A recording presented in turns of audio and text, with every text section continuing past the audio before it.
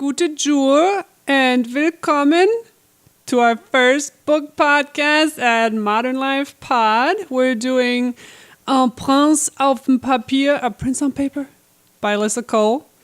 If you're not familiar with the series or the book, don't worry, neither was Sam. We're going to talk you through it. Me and Stacy got it. If you have any suggestions or questions, you can always reach us at modernlifepod@gmail.com. Find us on Twitter or Instagram and just Google Modern Life Pod. We'll come up right there. You can listen to us on any podcatcher or YouTube, or just go to our website.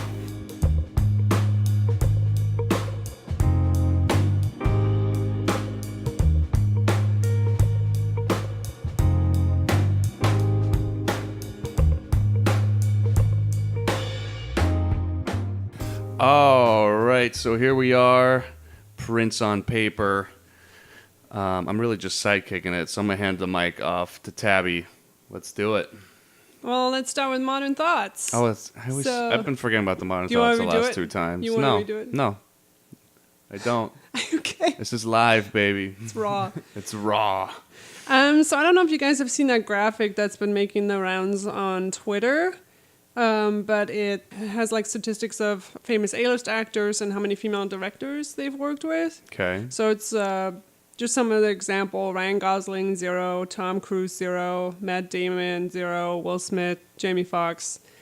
All these people who are just in movie after movie and they've never worked with a female director. The person who stands out there is Keanu Reeves, my best friend. He's done 13 movies with female directors. And then also David Oyelowo, he played Dr. King in the Selma movie, if you remember what I'm talking about. And he has really been making it a point to work with more female directors. And the quote I have here by him says, "We can complain about inclusion or diversity or all these words that are just now buzzwords. But if you have the ability to do anything about it and you don't, you're part of the problem." And Hollywood sucks, but I thought that was really uplifting that there are a few people out there who are, trying to walk the talk and not just show up with their little Me Too pins at galas and then don't do anything about it. Sure. Yeah, I mean, I think a lot of actors would just blame the executives, but I guess if you are.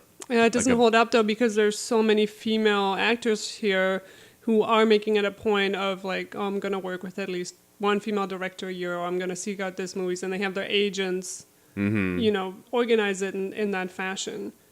And sure. I just, you can't tell me that these actors don't have any say in, the jobs they take or influence in the industry. I wonder how many actors are actually passionate, like, about that, you know what I mean? Right, I guess that's the point. Like, if I'm at the Oscars and Meryl Streep's giving some speech up there about female directors, like, yeah, you're gonna clap and agree, but like how many people are actually passionate about like making that like one of their missions to like. Right, and I guess it's just like a publicity thing. Right, like not that oh, they've time's up, but not that they have anything against female directors, but I just wonder how many are actually like, how many are gonna be passionate about that and like make that a point, well, to work. We got Keanu Reeves.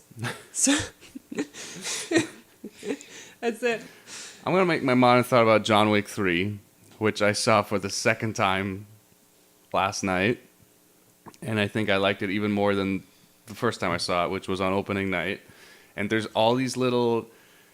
So now seeing it for the second time, I was able to kind of just, observe more because I wasn't surprised or shocked by what's happening.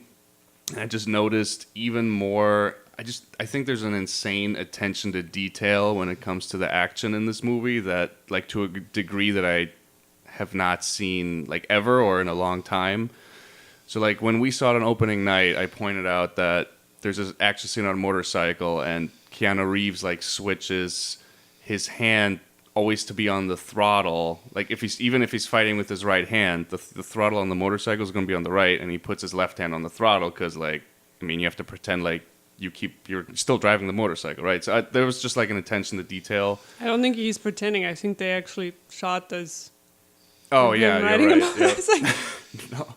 So that's something I noticed on opening night, and then like seeing it again yesterday, I kept noticing little things like that. Like there's one scene where it's towards the end, and he tries to shoot this guy, but he's behind this bulletproof glass, and after the shots, there's just silence, and then you hear three of the bullet casings drop in the background, and that's just such like an attention to detail of how the world actually works, right? Like, I mean, when That water scene still blows my mind. there's a scene in the water, and the gun doesn't really work in the water, like in it's real supposed life. to. Which, Like, so satisfying. there's just all these little things about the action, like, hey, this is how guns actually work, and like, I don't know, it's just And I think that goes back all the way to John Wick 1 when we were watching the commentary, and he somebody else drives the car off the road, and it crashes. right. And the directors were like, yeah, and it doesn't explode because that's not a thing. And so we didn't have it explode. And there's all these other, just stylized details. Like in the very beginning, he tries to take a cab to the library, if you remember that. And I didn't notice this the first time around. He gets stuck in traffic and ends up not taking the cab. And then you see him exit the cab, and it's like this above view of the traffic. And it's all, because it's playing in modern times, so it's just all regular cars. But the cab he gets out of is like from the 1950s. You didn't notice I didn't notice that. It reminded me of The Shadow, like the Sunshine Taxi. The Shadow. I just love that it's like, hey, this is like this assassin world, and like, you know, the assassins take old time cabs, and like everything gets written on typewriters, Rotary and phone. It's completely separate from like the normal world, but that's besides the point. There's just, when you like watch the action, there's just all this little detail that you don't usually get in action movies, or really any movies. Which I get, it's hard enough to make a movie as it is. So to pay then attention to all those little details, like, oh wait, we gotta make sure we can hear the bullet casings drop in the background. I just thought that was impressive. So What's yours, Stacy? Mine is a little bit more of a serious note. I've been reading a lot. I mean, everywhere you look these days, there's like RVs on the side of the road. And a lot of communities are thinking about resolutions because, these RVs like will leak, sewage onto the streets, not to mention like the trash aspect. And just not to mention like the whole like appearance of them, lines of them on streets. So like a lot of communities are complaining about them, and how they're dealing with them is they're making it so that they can't park overnight. But the real problem with this is that like there's no place for these people to go because they can't afford housing. So they're like literally, particularly like in San Francisco is like the area where this is mostly affected. I mean, it's here too, but in Los Angeles, but it's also like because of all the tech companies like Google who like pay that some of these people that are living in these RVs are like making over like joint income of over like $100,000 a year. But to rent a place in San Francisco is like $3,400 or $2,500 a month. And it's like, okay, I can live off paycheck to paycheck and be making this salary, or I can rent an RV for $800 a month and, save, pocket the rest and then go, buy a house back where they're from, like in Georgia, like for, half, like a quarter of the price of what they would pay here. So I feel like the solution of just like banning, them from parking overnight is not fixing the problem, but they're also going to this like thing where they want to make affordable living, but nobody in the community wants that. So it's like these rich assholes who won't let us fix the problem, but then they're going to complain about these people parking there. It's like, what is the solution? I don't know. I was thinking that why not do like an RV park or something like that so these people can at least have some place to park where it's not on the streets. But I guess that's just as big an eyesore as an apartment complex. So I just it was what my brain was pondering. Yeah, I feel thought like I that would put it bubble's out there. gonna burst. Something's gonna happen because In it's San it's like a Francisco. serious problem. Well, Yeah. it's here too. It's just more. What's the word I'm looking for? It's like more confined because San Yeah. Francisco is such a small area.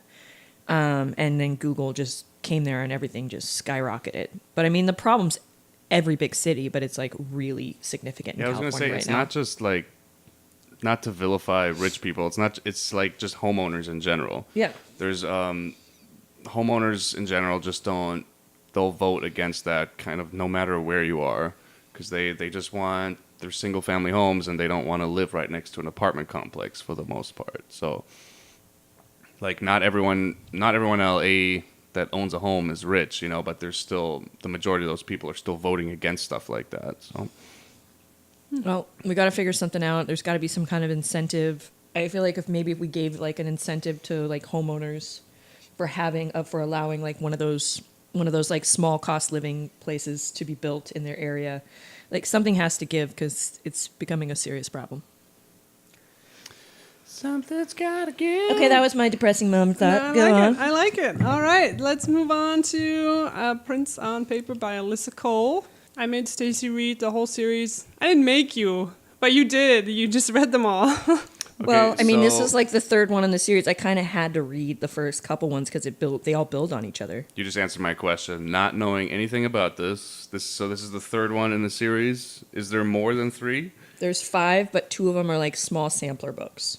Yeah, but with Okay. romance novels, it's supposed to be written in a way where you can just pick up any book in the series. Okay. Yeah, and you totally can. You just this one I feel like in It's particular so rewarding. All the I characters. I coming feel like if you back. don't know the background, like you really wouldn't appreciate her character and others in the book a little bit more because they do kind of build on each other and they definitely explain like who she is. Like if you didn't read the first one, you really wouldn't understand Naya, the main character in this one. So Which we should really talk about what the book is about and give a little forecast. Just before we get into Yeah, just before we start. the book and introducing our heroes, the heroes. I just want to say something about Cole's writing, because a lot of times with romance books, somebody has just written a romance and then plugged in blank characters, and I'm like, well, I don't even know why these two people are in love with each other. I don't know what they're bonding over, what their interests are, and Alyssa Cole does that so well. Especially best example of that is probably the Reggie's book, where you just have these two nerds who are, before they even are brought together in the book, I know exactly who they are as people. I know what their family life is like. I know what they're into.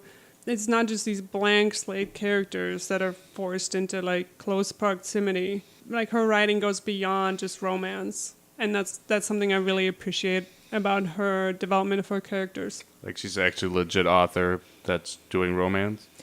She does like romance. She does romance in different sections, right? She has like the one modern one, and then she has a sci-fi one, and then she has And like a a dated, historical, and like historical one.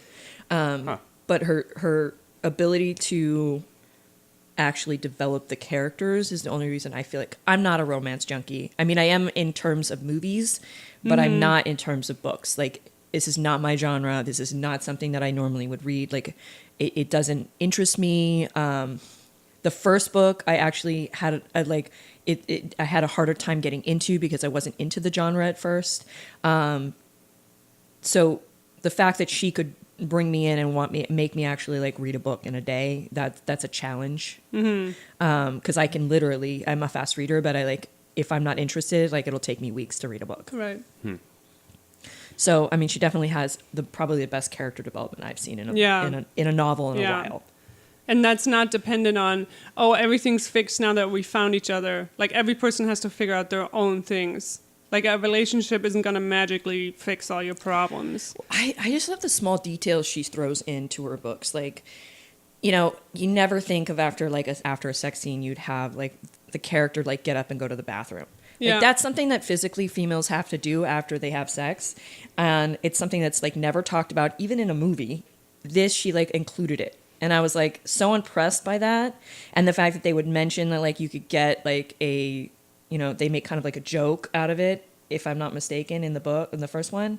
Don't they say something about it? You can get a UTI. I mean, she's a scientist. She's so all it's, like, really important yeah. that you know, like, the fact that she would think like that and the fact that they would bring that into the book just shows, like, how much she would, like, develop those characters. Yeah. Because it's so something that she would think about because, you know, that's what she does. Like, she's a scientist. And none of them feel the same. Yeah. Like, I don't feel like I'm reading with some romance genres. I'm like, yeah, this person has a different name, but all your heroes, like, feel the same. They all look the same. No, they're all developed quite individually.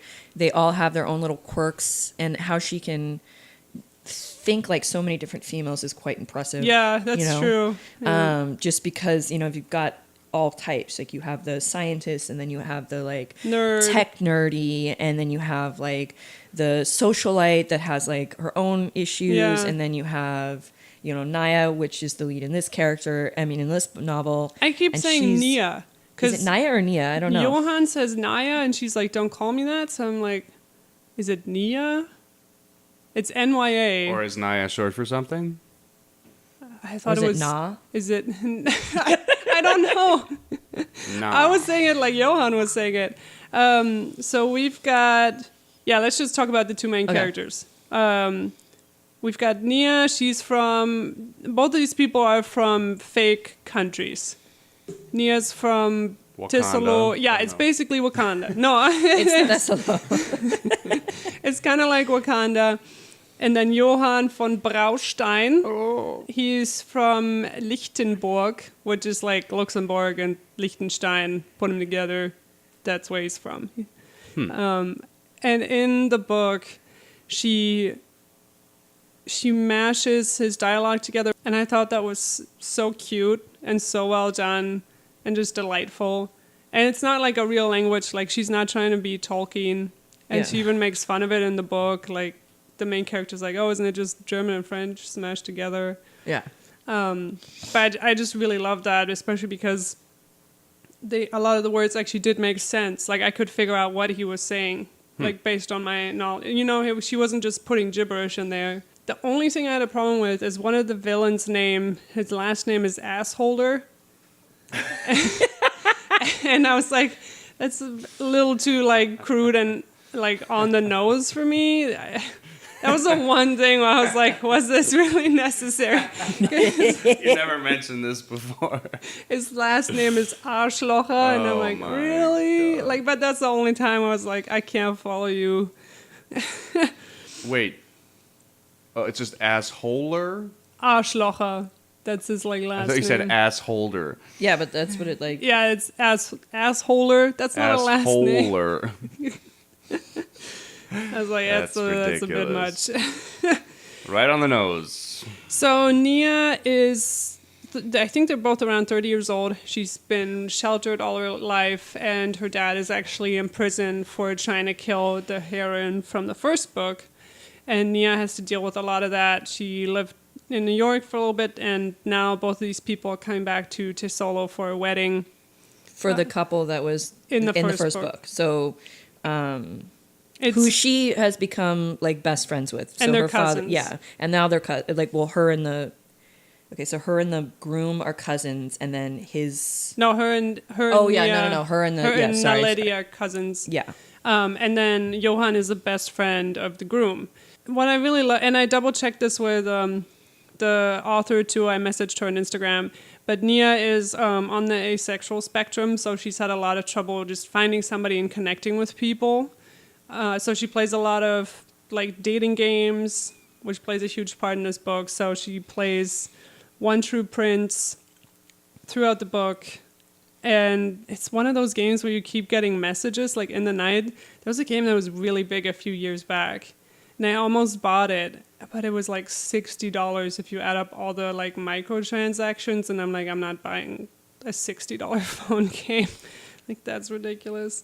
So Johann is the stepbrother of the actual prince of Lichtenburg, and he is kind of a playboy. He's always in the tabloids. Well, explain the backstory on that. It's not that he chooses to be that tabloid. He has a younger brother, and he like when he was younger, he had like they explain in the book that he kind of like got picked on a lot because he was quieter and a little more sensitive than most kids, and so he continuously got picked on. He's also bisexual. Yeah. And then so to protect his brother when he knew his brother was going to be king, he like decided that he was going to take on this persona of like this untouchable playboy that isn't sensitive. So basically he created an alter ego, one to protect his brother, his younger brother, from the tabloids, and two to kind of protect himself too. Because he's kind of like against love and doesn't believe in it because he feels like his mom gave up her whole life for the king, so and then ended up like dying. the mom had a heart condition. We meet both of these characters on the 10-year anniversary, I believe, of the mom's death, and she's basically like a Lady Di. Even her name is like Letitia. Like, if you break up the name, it sounds like Lady Di. So she was a commoner who was married to the king of Lichtenburg, and that's how Johann kind of became part of the royal family. And I actually really also like the relationship he has with his dad and that progression, how that develops. Because he kind of resents him a little bit for taking his mom away, right? I feel like he resents him not for taking his mom away as much as for he blames his stepfather for the death of his mother, because she ends up dying from like her heart like pretty much giving out on her, and he thinks that it's because she gave everything to being queen and being his husband, and that he leaned on her too much, and by leaning on her put too much pressure on her, and then that was what ended up making her heart give out. So he blames him for that, and kind of blames Love for that as well, because he thinks that his mom like lost herself in it and put like the king before her own and her own child. So there's like a lot of resentment. Sorry, is that accurate? Nope, that's great. So both of these people are on the same private jet, but don't know it. And I actually thought this meeting was really adorable. Oh, it was a totally cute meet cute. Yeah, so they already know each other for like a year, but Johann refuses to speak to her because he's really into her. So he doesn't want to go approach her. And she's like, wow, what a dick. What a total playboy. Yeah, well, she thinks that she has like no confidence like sexually, because she's just completely inexperienced. So she doesn't really think of herself. Plus, her father kind of put her in a glass bubble. Yeah, and there's something about him poisoning her too. Yeah, which you didn't get that from the beginning. Was it like I kind of got that from the first one. He would, anytime she would like think to like go out of her way or like challenge him, he would like make her feel sick by the tease. That's how she knew about the tease. Oh, okay. So that's I like the whole it was thing. Something hormonal because No. she said she hasn't gotten her period Yeah, regularly. it's because he would like literally because of all the shit he was giving her. Every time he would make himself or her sick. to be like, oh, look how weak you are. Yeah, look how weak you are. Look how weak I am. I need you. And it was like this game, because she says, I think I'm not 100%, but I'm pretty sure in this book she says that she started getting her period more regularly. Like she starts getting her period more regularly now that like all the shit is started to like come out of her system. Right. That's actually how she knew about the poison in the tea that he was giving her cousin. her cousin, because she was, and that's also how she knew to give her the medicine, because you know, remember like the stuff she gave her, and because that's what she was giving herself to like kind of counterbalance her father. So Nia is not looking forward to coming back because she's basically the daughter of a traitor to the throne or whatever. Yeah, and a lot of people like can't believe that she wouldn't know about it or thing, and I think She wasn't in on it. that she was in on it, and I get that was the only issue that I had, because she kind of did know about it, but she didn't. But she acted on it in a way that she knew how to act on it at the time. Yeah, no, and I think that was it. Just, I think that's her own turmoil in the book too. Is that she kind of knew and she could have done more, but she didn't understand the full extent of it. But she knew.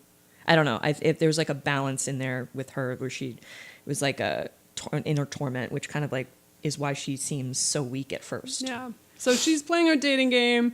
She's like, I'm getting tired. I'm going in the special bedroom of this private plane, but it's Which dark she thinks in she's not there. alone. Yeah. Turns out Johann is already in there sleeping with his teddy bear. Please remember she is warned. Like there are so many. Like do you remember the flight attendant? Like, yeah, she's like, are you sure you want to go in there? And she's like, yeah, I'm tired. What are you talking about? yeah, completely baffled by that. But I guess nobody realized that she didn't know that the other guy was on there with her. She panics and she gets out her phone. Can't find the flashlight, so she starts taking like flash pictures of Johann in there With this teddy bear. with his teddy bear.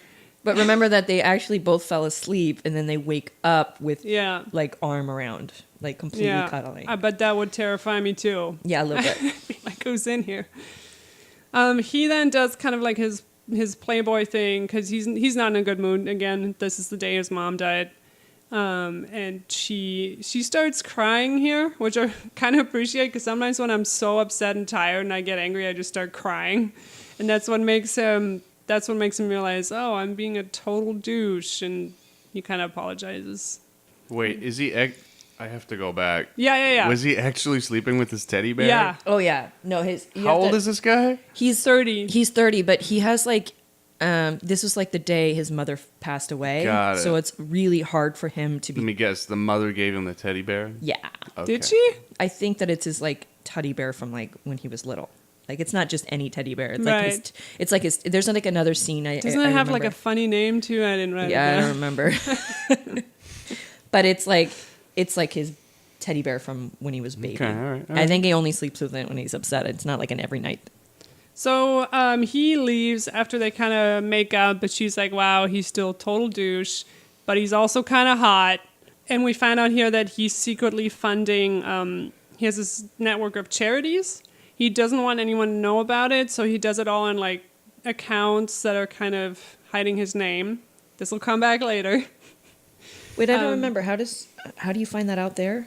He talks about it. He's like checking all his charities on his phone while he's on the plane. Oh, I okay, think. yeah.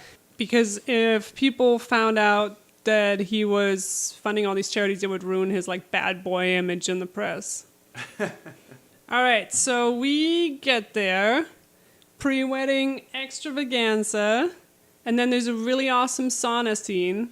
And this scene, okay, Nia says how she's wearing this really skimpy bikini and it's red, and her dad would never allow her to wear it. But I think then when we switch viewpoints and goes to Johan's view, we find out she's wearing like shorts, and like what's sexy to her and scandalous is actually really not that bad. She's just been, and this comes back throughout the book, that the dad is always like, you need to be like your mom, you need to be like a good woman who serves her man, and your mom knew how to be like a fine lady of Downton Abbey. Basically, he would like take all sexuality out of her because he didn't want anybody to take like any male to find her attractive because he knew that that was like a way he would lose her. Plus, her mom actually was the exact opposite of that and was a fiery like Yeah. personality, and she was all fight, and that's actually what he fell in love with. So you feel like part of the reason that he wants to keep that out of his daughter is as a remembrance of his wife, because then he'd remember the true. And his wife died the day she was born. Like, she died Yeah. in childbirth, and he keeps telling her that. Like, Yeah. you're the reason we lost mom. So I can't lose you too, or it's pretty tormenting. Guy sounds great. He's in dick. prison. We're good. Yeah. Lord. But also that line she has when she finds out what her mom was really like, and she goes, he even took my mom's real personality away from me. Yeah, Like this, that was kind of the breaking point too with her and her father, and her like realizing that her father was kind of just nothing. yeah, because her dad keeps trying to contact her. She's blocked all the calls from the, prison. Because the dad's like, how could you leave me like this? You need to come visit me every day. You need to do A, B, and C for me. And she's like, no, you suck. Exactly. And her friends in the background like cheering her on, which I think is like really important part of this. It's like the friendships that she builds with the two lead characters from the other book, like are her support network and kind of are her new family. So it kind of gives her the empowerment that she needs to like kind of come into her own, which I think is important. Just for Yeah, but her friends are also a little too overprotective. So she's like, I'm going to leave the swimming pool. I'm going in the sauna by myself. Well, guess who's in there? Teddy bear. It's just the teddy bear. It's Johann von Braunstein, and he's like not looking so hot. Well, it is really hot in the sauna. Yeah. But she makes up this nickname, or he uses this as a nickname, where he calls her Sugar Bubble. What does that mean? Sugar bubble. I Googled it because she's like, Google it, find out what it means. And I'm like, I did. I don't know what that means. I looked on like Urban Dictionary. I don't know. It's original material, you know. And she starts calling him Fokoye, which is a fox fairy tale from Tesolo. And the fox would change himself into anything the other person desired. And fairy tales also play a really big part in this book. And it's a simile for how Johann behaves in real life. And Johann also has some really great lines about people think fairy tales are all happy, but it's just because they're used to Disney. And I can't tell you how many times I've met people who think Disney movies are original stories that Disney came up with. So I really appreciated that. I was like, oh, Johann's just as annoyed as I am. Do you think that maybe the sugar bubble is like, because there's something called bubble sugar, which is what like I'm a seeing, candy, yeah. and it's a beautiful, like adds a beautiful touch to cakes and cupcakes and pastries, but it's kind of breakable. Just like Does her that work? heart. I don't know, I guess. Sugar I mean, it's bubble. the only thing I can find in here that would make sense, and it's like, But she's not into baking or anything. Why? Well, I don't think it's that. I think it's supposed to be the. Okay. I guess I've just never heard that before. So they start talking in the sauna, and he kind of starts talking nonsense, and she's like, how long have you been in the sauna before I got in here? And he's like, I'm fine. And he gets up, faints, falls over on her. Classic. I love this stuff. I love romance. God. She's like trying to catch him. He's laying on top of her. There's like attendants who come in and just think they're having sex in the sauna. And she's like, oh my God, please call a doctor. And they're like, sure, call a doctor. She's like, this guy's about to die of dehydration. But I don't know. I thought it was really cute. I loved it. There's a few phone calls between Johan and his dad. He can't get a hold of his little brother. What else happens next? The wedding feast hunt thing, right? Yeah. They have to all go on a hunt and each catch an animal for the bride and groom, but it's all fun. It's not like, caveman times. They just go and find this goat, and it's kind of hilarious because catching goats is pretty hard, actually, and then they just find a tied-up goat and take that instead. They get paired up together just because all the other couples are already couples, and then Nia's grandma kind of... She finds them. Well, no, first they find each other in like the... No, this is before the hunt. And she's like, oh, you want to like go on this hunt with my yeah. granddaughter? You better behave yourself because I know what you're like from the tabloids. And Johan's like, yeah, I'm not going to mess around with your granddaughter.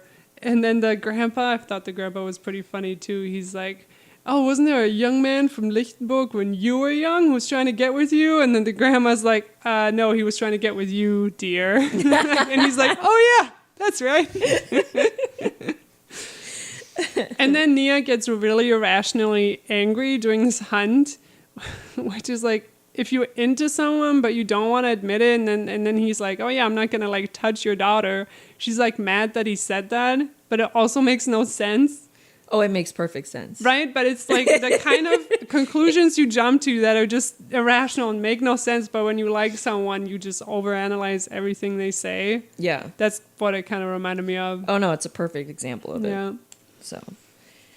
So then the wedding happens. Yeah. Yeah, she has a really tough time because everybody's kind of looking at her like, there's the traitor's daughter at the table of honor. What is she doing here?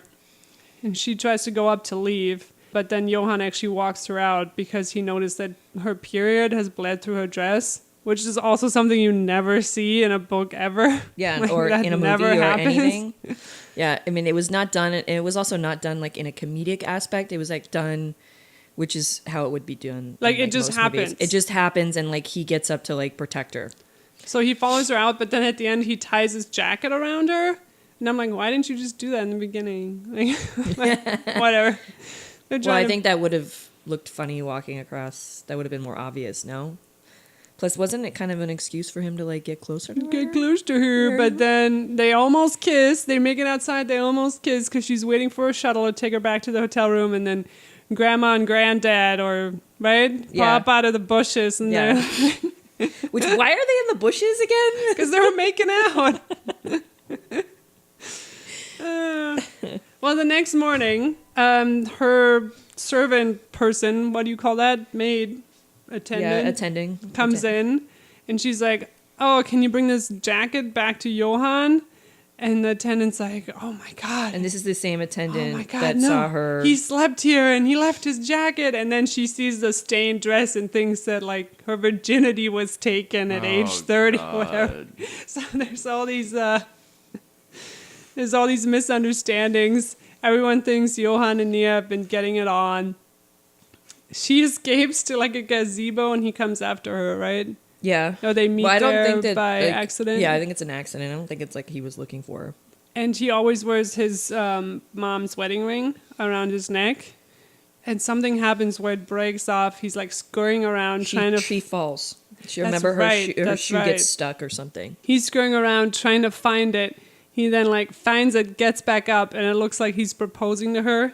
And the grandma and granddad like again come back out and are like, what are you guys doing? You're getting engaged. Were they already looking for her because something came out in the news or something That's something right. there was some kind of media blow up about them hooking up, and Grandma and That's Grandpa right. were looking because they were not happy. And so we have a fake engagement plot, which are some of my absolute favorites. I love fake dating plots. But you got to kind of explain why there's a fake date, because it's not just like she's likes him and that's why, like, she's using it as an excuse to like go somewhere else, get away from like Travel. Fasola, because it's Fasola. Yeah. Because that's where she's supposed to be staying now, and she like doesn't know how to be herself there, and she like starts to develop herself in New York, and then coming back here, she feels like herself is like kind of like going backwards, and she doesn't want to become that. So she like uses it as a way of like freeing herself, and also as a revenge to her father, who's like trying to get her to come and visit him, and she kind of wants to get one over him, I guess. Like, Yeah. kind of torture him. Like, here I am. Like, I'm going to be with the bad boy, you know? And then for Johann, they have a referendum coming up in his country to try to And his absolve father the already had monarchy. suggested this. Yeah. When he heard about all the scandals. And he was like, no, this would be really good if they saw you with somebody. Like, please bring her back. It shows our monarchy is strong, and the Yeah. people don't want to, especially when there's a couple, the people Oh, well, don't want to explain get what a rid of. referendum is so that they understand. Basically, the people are voting on if they should get rid of the monarchy Yeah. or not. And what I like about this in the book, it's never about the hero or the hero's family holding on to power. They're just like, if that's what the people want, well, we're out of here. That's totally fine. We just want to make sure they're not voting on this because somebody's egging them on and trying to claim power for a different political party, which is Yeah. what this assholer guy is trying to do. Yeah, but it's also like the one thing I liked about the stepfather was the fact that he like legitly like had researched other types. You remember that whole thing where he talks about how he like researched other types of government, and like he's like, I have researched everything, like I want what's best for the people, but this is like for a country that's so small, like this is what's best. But Which he was I like, don't know if that's true. no, I don't you know but- necessarily if that's true, but that's what he believed. And he also, but he was like at the same time, like whatever the people want, I want to give them. Oh, there was also a really cute scene that I wrote down where Nia gives Johann a juice box. And he's like, are you trying to make fun of me? And she's like, no, you fainted in the sauna. You need sugar in your system. Like, it was just so cute how sincere she was about it. My teddy bear, my juice It's just adorable. I love this book. I will state that out of the 3 books, I had the hardest time relating to this one, but this is the one that Tabby related the most to. I couldn't relate to it as much because it was just like not Yeah. my experience with the world, but I just think even if you don't understand it, Cole writes it in a way where it oh, makes I sense agree. for It's that very character, entertaining. if that makes sense. It's very entertaining. I like the other ones better. Like Yeah. I had more relation. Stacey's a Tavish person. Yep. Sorry. I like the second book the best.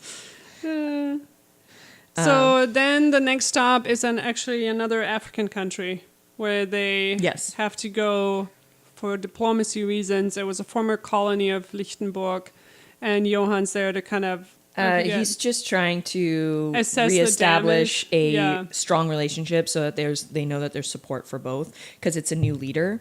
It's the son that's now taking leadership.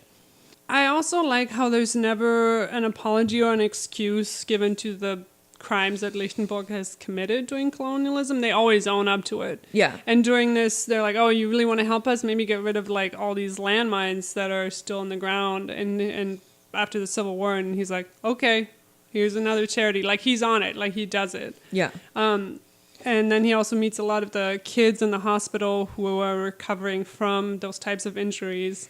Well, I think that's just who he is. Like, that's the role his mother played, so that's the Yeah. role he grew up playing, because you find out that like his mother was huge into like all of the charities and like going and helping Yeah. the people and like trying to like be more of a And this is the part he's holding on to of her. yes. Like, So like this is like who he, and then so that's why he also keeps it like kind of keeps it out of the press.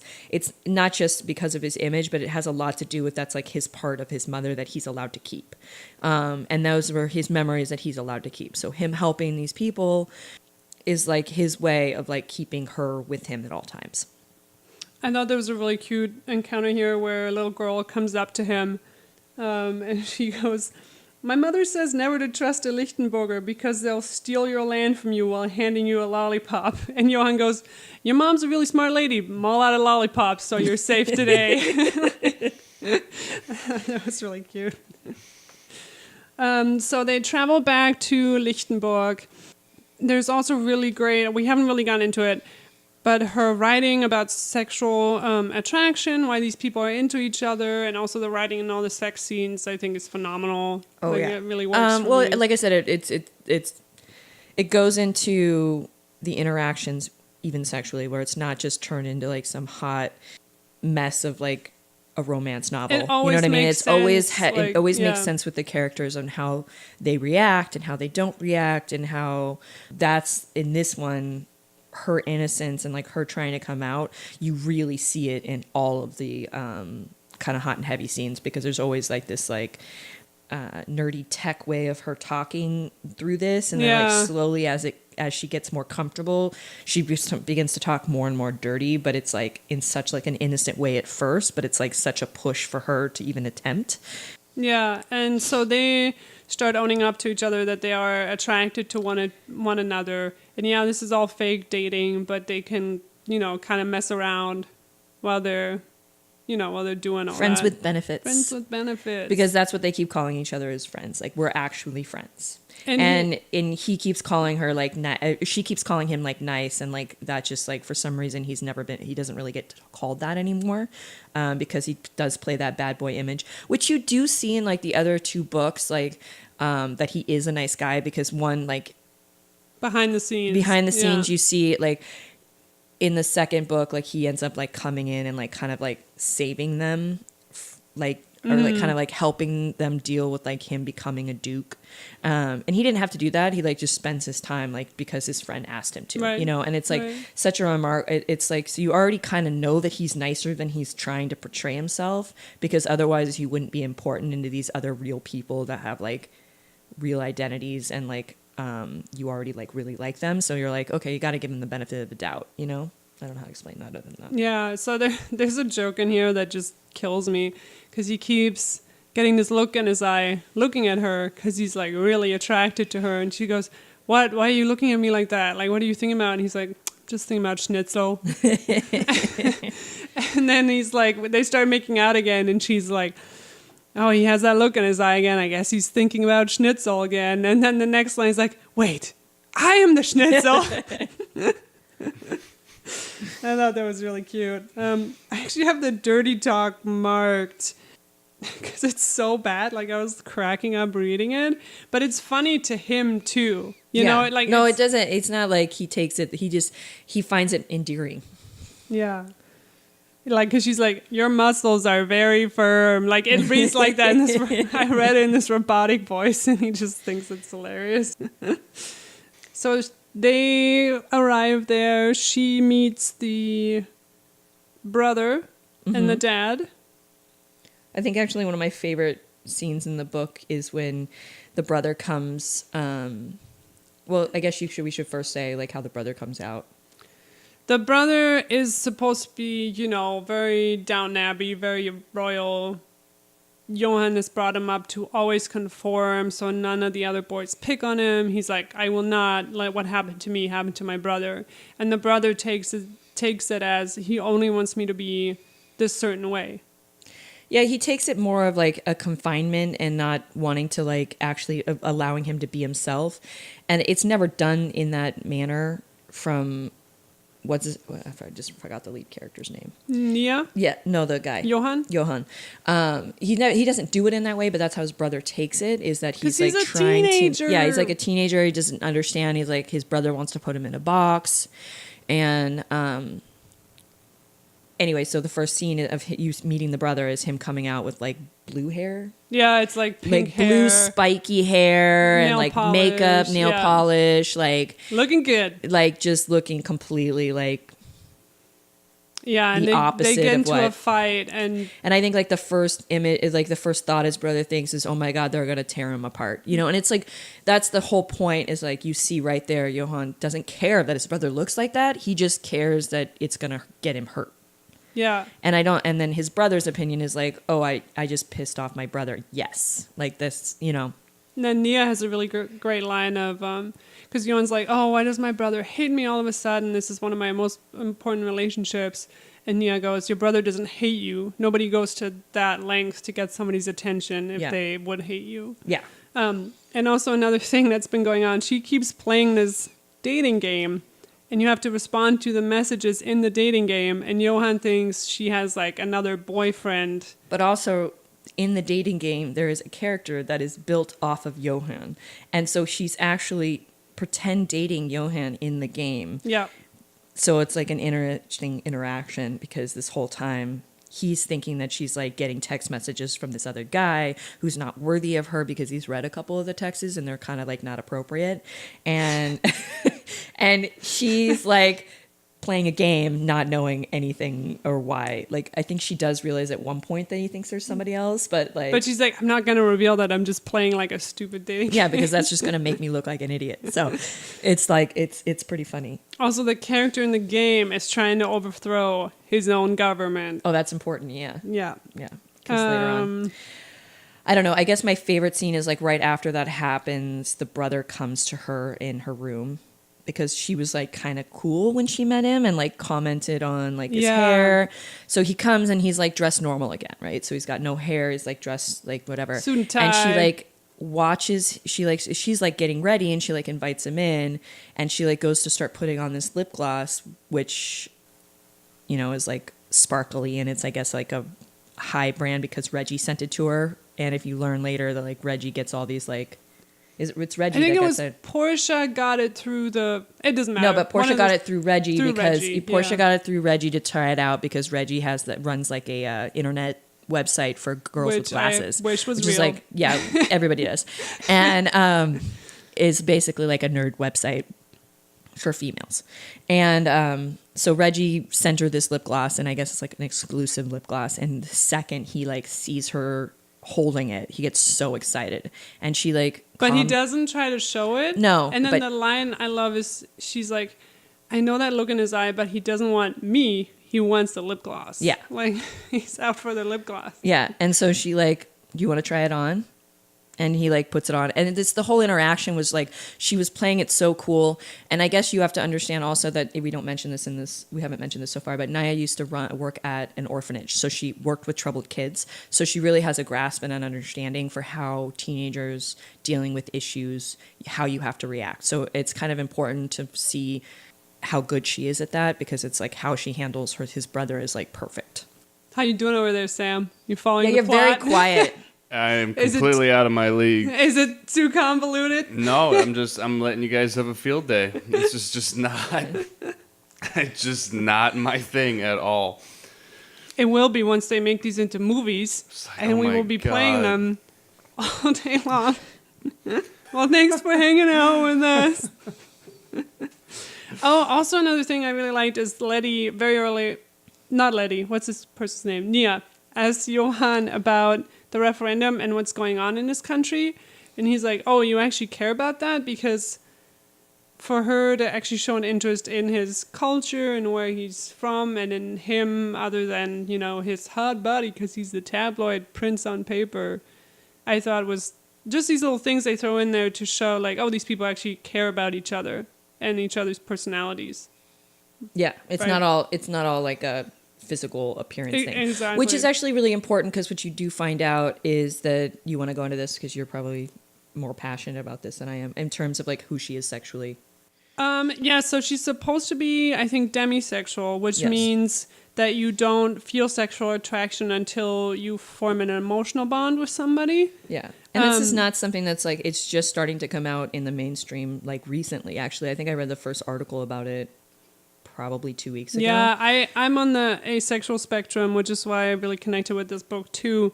But I didn't find that community until very late in my life. And like, it's one of those things where like, oh, everything makes sense now. So I really appreciate books like these and, you know, that include all different kinds of diversity and all different kinds of people. Because I think as the more it's around us, the more you read about it, the more you will have children growing up knowing, like understanding That it's themselves okay. better. Yeah, and not thinking that you're odd or weird or that, you know, this is normal. You know, the people are different.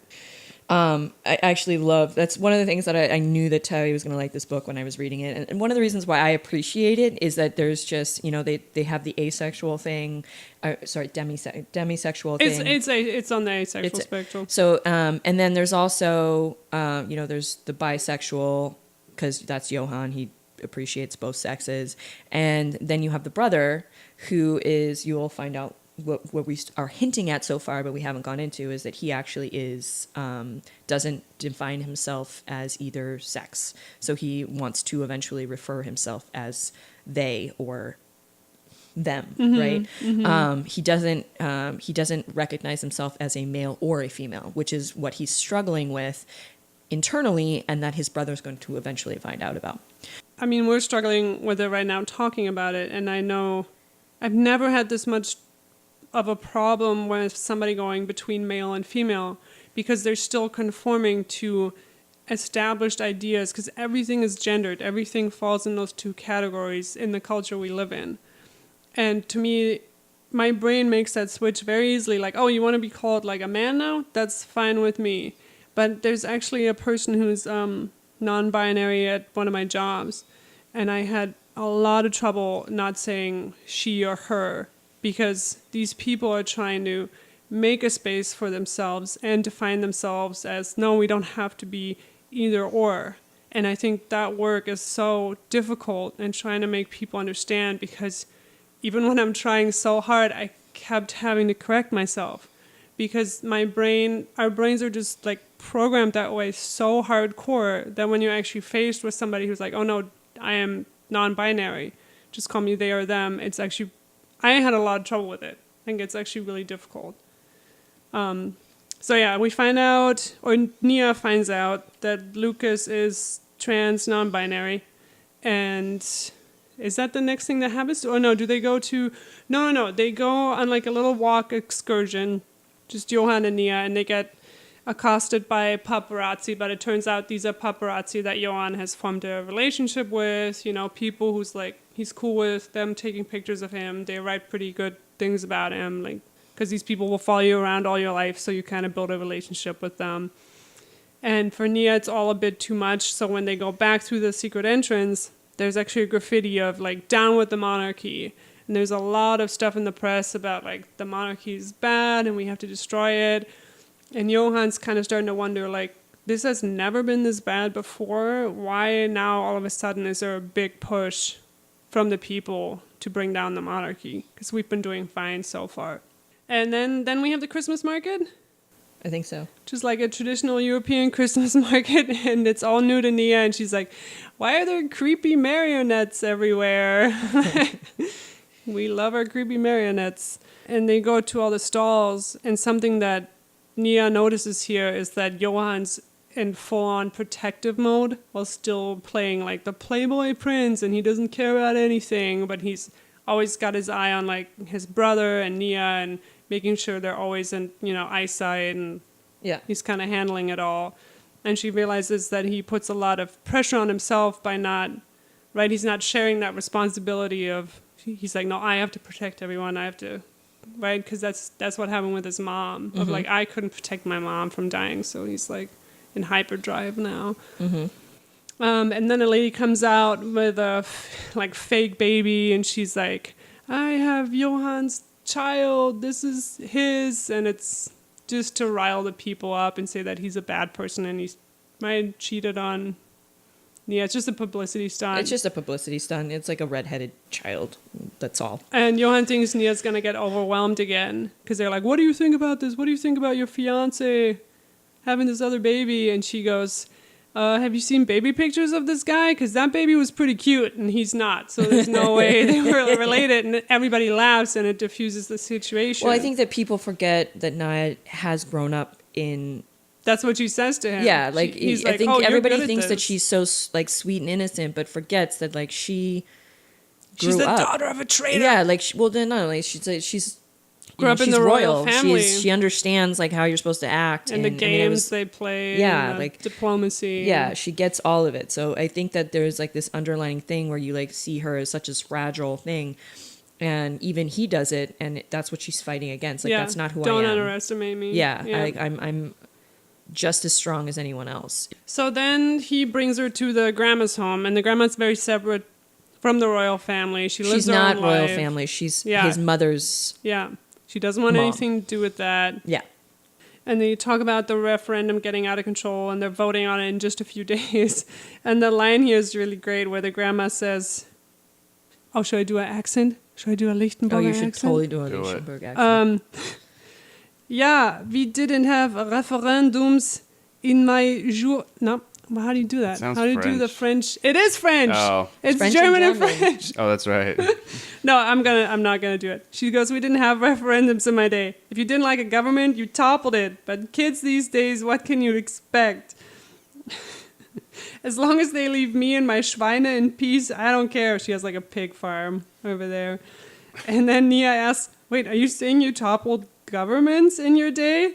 And she goes, "I said no such thing. I'm but a humble farm girl." And then she like winks. Like this grandma's like seen some shit. Like I love the grandma. I think I like the line she gives when she told him that she's only allowed to bring somebody home if he plans on marrying her. And I think everybody always says like, "Oh, you're way too good for him." Yeah. Like the brother says that too. But the point is that like this is like his one place that he gets to be himself and doesn't have to play the Put on a playboy. face. Yeah. And somebody that like has seen him be sensitive and knows that he's that person, and she's kind of tough too, so she gets to kind of like see both sides, so it's I think it's important in the developing of like his character that there's like his safe haven too, and that he brings her there. So a few things happen here. Nia finds out that her dad has gone on a hunger strike to bring her back. Like, "I'm not eating until my daughter comes to see me." And this is where her cousin calls her and is like, "I just want to make sure you know that your mom was a badass." Mm-hmm. And that's what she finds out in the book. The other thing that happens is the character in her dating game who's trying to overthrow the governments, she gets those messages, and the staff of security, right? Johann's like bodyguard or somebody or assistant like sees those messages on her phone. Mm-hmm. And then the third thing that happens is Nia and the prince, the little brother, they take a bunch of pictures and he's like, "Oh, can you send me that picture?" And she's like, "I don't know how to do that," and hands them her phone. And what happens next? Do you know what happens next? Do you remember? He sees the image. Like Wait, overthrowing. what does she do with her phone? She doesn't know how to use a flashlight or send pictures. Why is she even using a phone? She's just like she didn't have friends to like text back and forth like until recently, so there was like no use for like a phone. She didn't take pictures. She was like she was in a glass bubble. Why is she even taking the pictures with her? Like, what? She's obviously not like posting them on Instagram because that would be way above. Oh no, she's sending them to her group text with Yeah. her friends. Everything is about her friends. Like everything she does. Wait, but is you like, said she just didn't know how to like send those pictures to the guy. I don't know. I don't know how to do that. How do you do that? He's like, "Google drop clouded to me," and she's like, Oh, "I I don't thought know." you just said like just text it Oh, to no, him. no, he wanted he's to like- Google drop it. He's like something, and she's like, "I don't know what you're talking about. Here, just have my phone." Okay. What happens next? Oh, okay. I think Johann punches the Arschlocher guy Yeah. because he's had enough of his antics, and Nia and Oh no, because he went up to Nia like by himself and like Yeah. started like and the in brother. a very hostile way started like yeah. making himself known.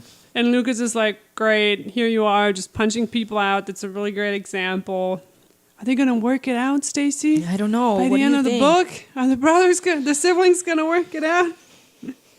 I want to find. There what was that happens scene too, like next. now where you see like Johann and Naya talk about the brother, and like he thinks that the brother hates him, and then like she like kind of like explains like this is between you two, because she already has figured it out by this point. Yeah. She's already figured it all out. But she's like, "I'm not gonna out them to the brother. Like they have to have that. They have to conversation. figure it out like themselves. Yeah. At the same time, you find out whoever's posting all this stuff online, it's coming from inside the. Ah, yes, I love this because Johann's like, something's not right. There's this one user online who's really like egging on all this anti-monarchy stuff. Mm-hmm. And so he hits up Portia, which I was Yeah. like, please just ask Portia to help, and then he does, which is Yeah. so satisfying when she brings her characters back Yeah, in a way okay. that makes sense. Yeah. Also, just for knowledge, Portia is like Internet sleuth. she's like amazing at finding things. Yeah, and she's like you finding went to Google. everything. Yeah, exactly. She's Sam oh, with Sam Google. is such a Portia, and you're a Tavish, and that's why you guys are together. God. Oh, my God. I was thinking the same thing. Exactly that. Yeah, so they find out the IP address is coming from Lucas's school, and then it's coming from inside the palace. Yes, and then But first they go to the opera. oh yeah, I just pictured like a cheesy enhance. The IP address is coming from inside the Pentagon. It's basically what happened. Keep going. The opera. but by the way, this whole thing of like they're okay. So again, I told you, not a romance person. Never liked the books. I think that's one of the reasons why I can read these books. Wait, is you're not because a there's- romance person? No, not romance books. Reading. I don't like Oh. romance books. I like movies. That's Does fine. Twilight not count? No, because there's other stuff going on, and that's considered fantasy. So shove it. Huh. Somebody Got it. sneaking into your room and watching you sleep is not romantic. No, that's just creepy. Anyway, Forgive my ignorance. yes. The thing that's in all of these books is there's always like some kind of mystery. That's true. Yeah. There's So other plots going There's on. always like this mystery plot where you're like trying to figure it out, and that's kind of how my brain works with books. Is I like to try and figure. It works like that way with movies too, but like I love trying to figure out before the end, like before things happen. And then in all of these books, there's always like this secret underlying like something that you don't know that you're trying to figure figured out right away Oh, that yeah. Lucas was the Yeah. guy, right? Yeah. Yeah. Or the person. Yeah, but This I is like, hard. but I like that there's that challenge of like figuring it out, and then watching the other characters try and figure it out. That is what got me through the first book, and definitely Mm-hmm. the second book. Like, I loved that because it was like that throughout, and it was like it. The first book, I feel like it started kind of halfway, and that's when you had the because that's when Naya's dad started poisoning, and so that's where that challenge. That's why I Mm-hmm. had a hard time with the first part of that book, and then I read the second part of the book like in no time. When at they all. were in Tesoro. Yeah. So, but in the second one, she like kind of dialed in on that. She had that from the start to finish, and then this one there was from start to finish kind of too. That's true. Yeah, So- this one has so much going on. Yeah. So they go to the opera, and also at a press conference right before that, Johann gets outed because they're like, well, if you're not a bad guy and if you're not using all of our people's tax money, then what are all these like offshore accounts? And that's when he has to divulge like his sacred secret of this is between me and my dead mom. And he's like, these are all charities that I'm funding. And then all the people like love him again. Oh, Jojo, Prince Jojo, he's But he the greatest. feels completely exposed, and he doesn't like it. Yeah, he's like, well, this is the part I kept to myself. So wait, are the nonprofits technically funded by the taxpayers? No, they're technically funded by his own personal money. So the Which dad, he got from the taxpayers? no. No. So the king actually has a really, he has like this really profitable sport company, which like Yeah, a sport company. it's not a fork, it's not a spoon, a fapoon. What will you think Sounds of like next, the most Germany? general thing.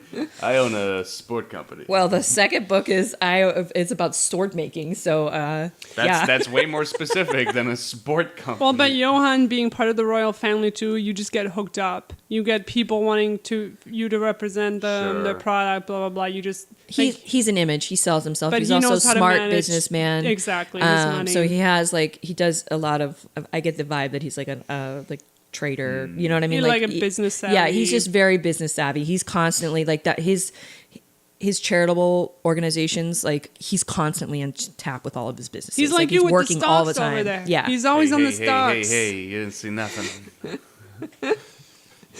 And then at the opera, it's his favorite opera show. At intermission, the main singer comes out, and him and Nia are in the royal booth. And the singer goes, I just found out that the person who made my dream possible, who funded my scholarship, was this Foundation, which was founded by Prince Jojo, and everybody like claps for him, and he's like, "This is overwhelming," and he runs out to the bartender, and the bartender's like, "What can I get you, my friend?" And he's like, "Some privacy. I just need some privacy at the bar." You like that? On the rocks or up? Basically, it kicks him out of the room.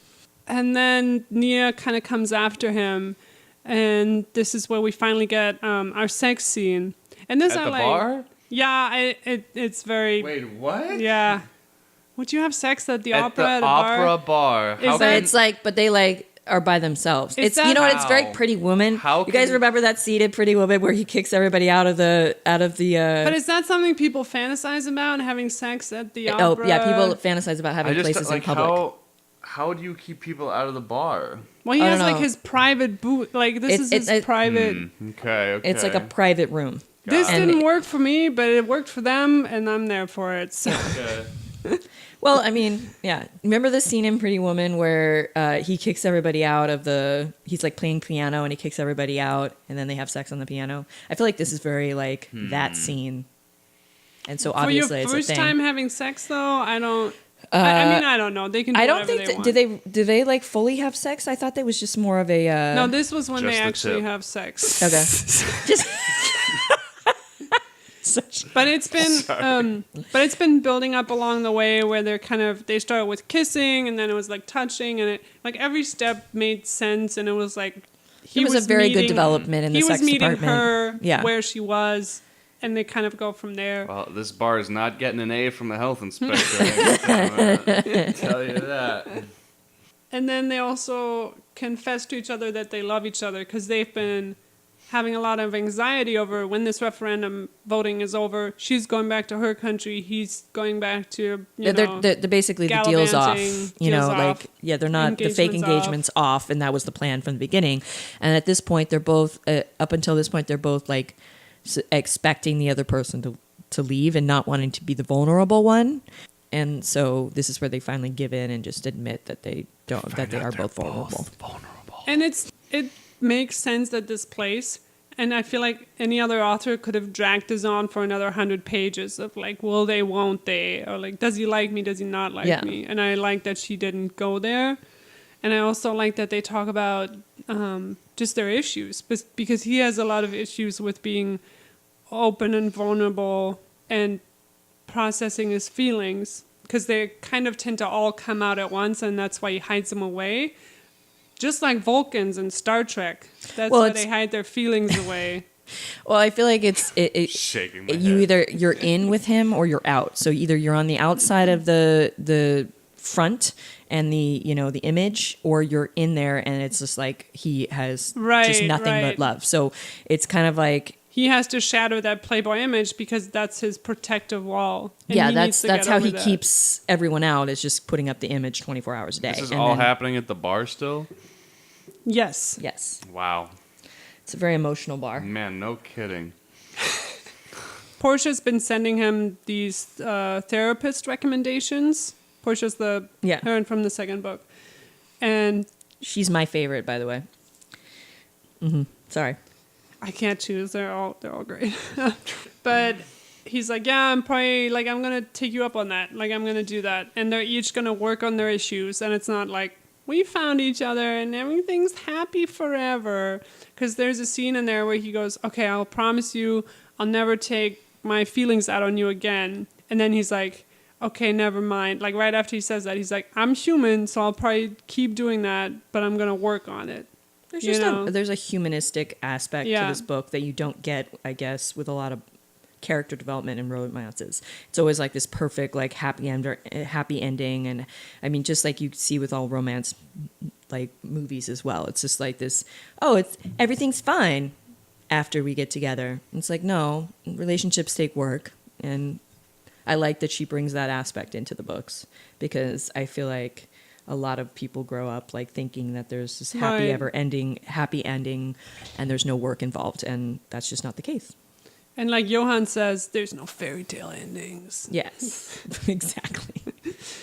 So they go back to the palace castle thing. I think he's already up, like working on his charity stuff, and he gets the info from Portia that the IP address is now coming out of the palace. His Da, da, da. who could it be?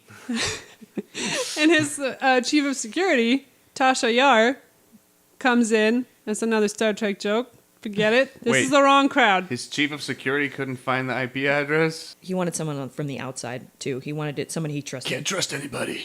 Exactly. And also, chief of security goes, I saw some really like anarchist messages on your fiance's phone. Oh, no. And I think she's planning to take down the government. Oh, no. And this is where the IP address is probably coming from. And he's like, no, it can't be. And he goes in there. And he's like, all right, I just got to ask you about this because the whole book is about them being honest to each other. And she laughs it off and she's like, no, it's this dumb game I didn't want to tell you about. And he's like, oh, you're playing a game with like a fake me that you're dating while you're dating me in real life? That's a little weird. And she's like, she owns up to it. She's like, yeah, it is weird, but I also haven't been playing it for like the past. She stops playing it. I stopped last night. But I can stop anytime.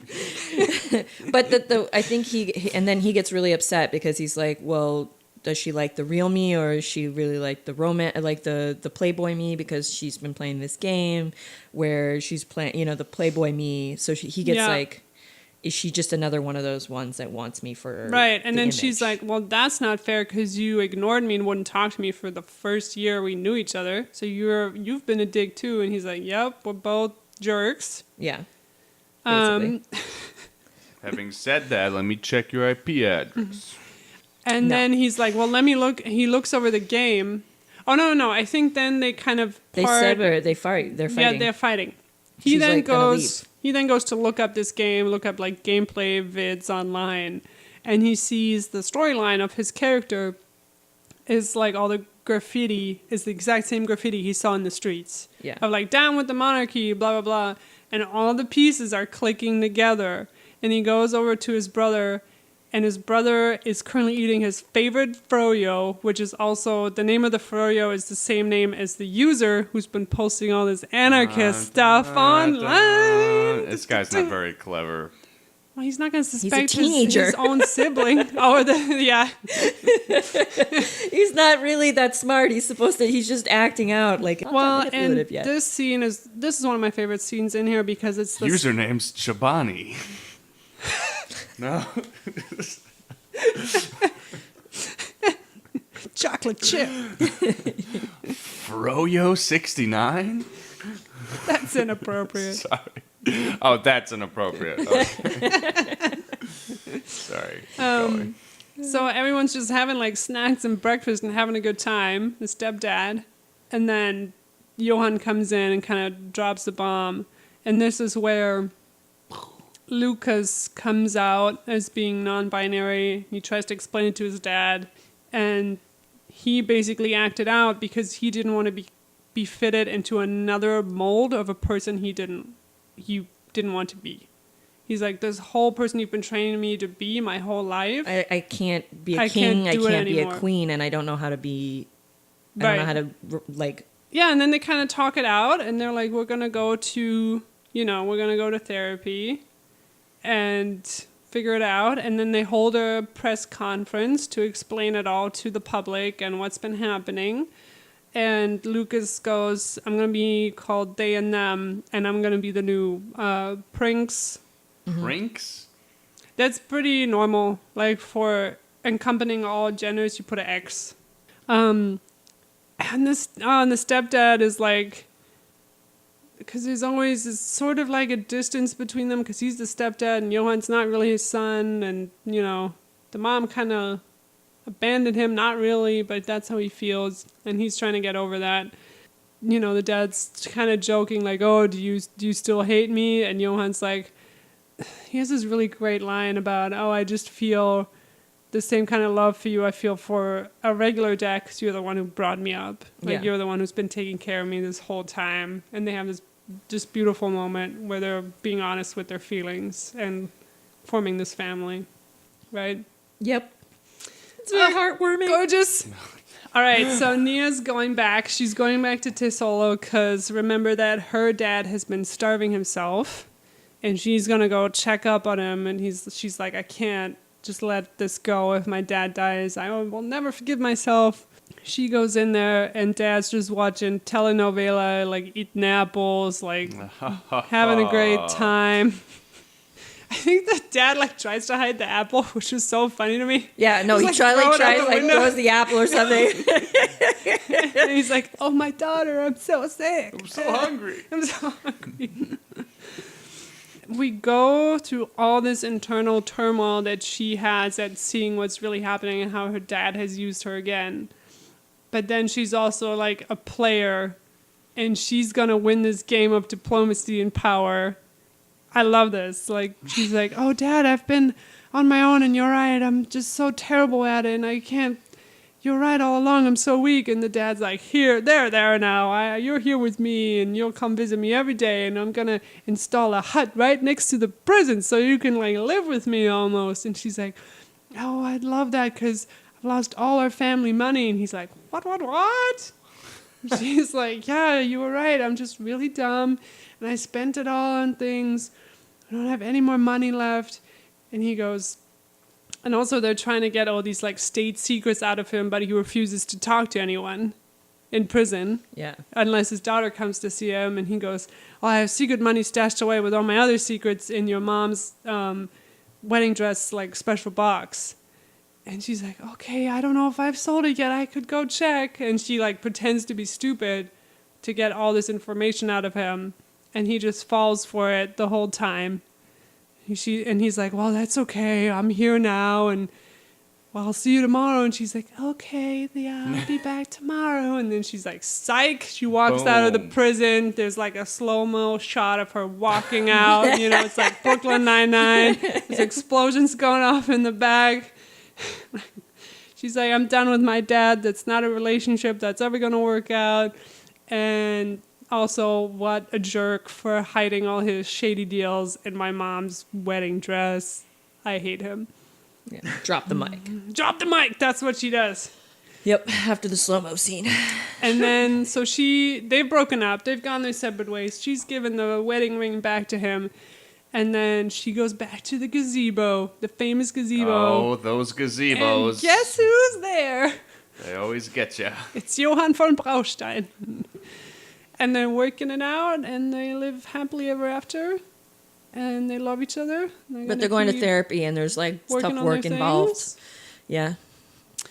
And then she moves back to Lichtenberg because that's kind of where she feels at home. That's her new home. She Yeah. doesn't really want to be in her own country anymore where everybody thinks she's a criminal. And none of the book... Okay, every romance book ends with, even if they've known each other for 3 days, and then they got married, and they had 5 kids, and this is what every woman wants, so that's how this book is going to end.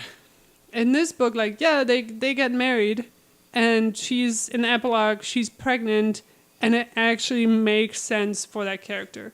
None of these other books end like that. No, Like- the first one with They don't get married Letty. until this They don't book. they don't get married because in the first one it ends with them deciding that they're going to go back and let Letty finish her schooling. So he moves to New York with her, and then they live there for a little while. And then when they move back after she's already graduated, like which is like 2 years later, they make it seem like it's like 2 years later. Mm-hmm. That's when the wedding occurs because at this time Naya has been there with them, in kind New of York. like in New York. Right, Tavish Yeah. and Portia, they don't get married. Yeah, no, not Maybe right away. later on. Actually, they're but- not even. Yeah, her sister Reggie, they didn't get married in that book. None of them, and it's like all they all just yeah. about deciding to be together and eventually getting married. And I don't even think that like they're married by this book. Like, No, only, they're not. Only Letty's Yeah. Letty's getting Yeah. married. Fabiola and Likotsky aren't married either. I think, but they're together. 'Cause Oh, it's they some- talk about it like they talk about their engagement though. Oh, that's right. Yeah, no, they That's get engaged. true. They get engaged kind of quick. I feel like but they were like that from the beginning. Like they move faster. Than, That's true. It's just very modern, and it's Yeah. not this like, this is what women want, and women want to make sandwiches for their husbands, like, it just feels really great. And it, like, I was okay with her being pregnant. I was okay with that family that they're building now. Yeah. And then my last note is I just love the covers. Every single review I read was like all talked about the covers. Yeah. Like every single one was like, if the book can just match the cover.